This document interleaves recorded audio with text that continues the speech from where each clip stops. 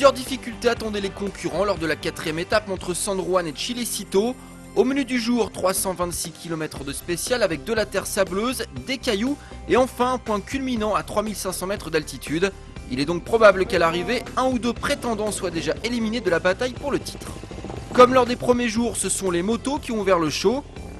Vainqueur hier et leader au général, Cyril Després est donc élancé en position d'ouvreur. Derrière le français, 5 pilotes suivent: Franz Verhoeven, Paolo Gonçalves, Helder Rodriguez, David Casto et Marc Coma, l'Espagnol victime hier d'une erreur de navigation. Et visiblement le pilote KTM a envie de se racheter. À l'attaque, il passe le premier point de contrôle avec une avance d'1 minute et 51 secondes sur Després. Helder Rodriguez lui est 3ème.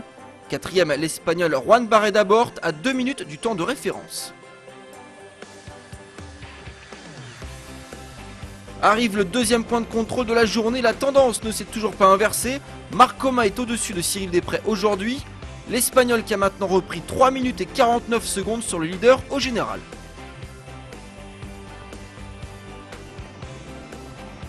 Cyril Després a beau ouvrir les gaz sur la fin du parcours, Marc Coma est toujours sur une autre planète dans cette 4ème spéciale.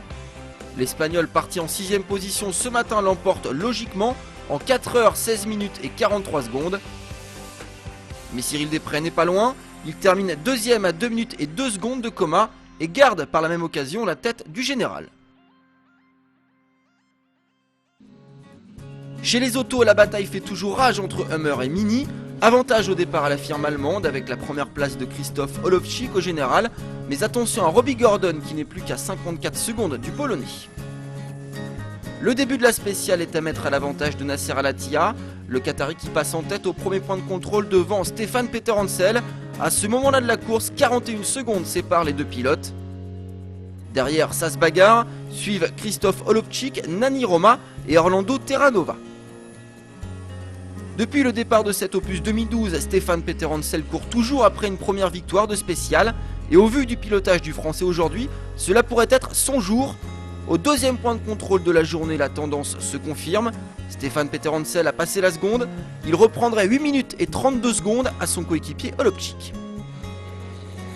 Nasser Al-Attiyah et Robbie Gordon, eux, au volant de leur Hummer, ont du mal. Le Qatari qui est même obligé de s'arrêter au kilomètre 288 sur ennui mécanique. Aidé par son coéquipier, il repart, mais il perd environ 15 minutes à cause de cette panne. Le malheur des uns qui fait le bonheur des autres. Boosté à la vue de Nasser Al-Attiyah en perdition à 40 km de l'arrivée, Stefan Peter Hansel passe encore à la vitesse supérieure. Et au final, c'est le pilote Mini qui s'impose.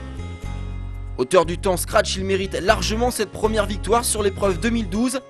Ce sont Orlando Terranova et Ginel De Villiers qui complètent ce 4ème podium.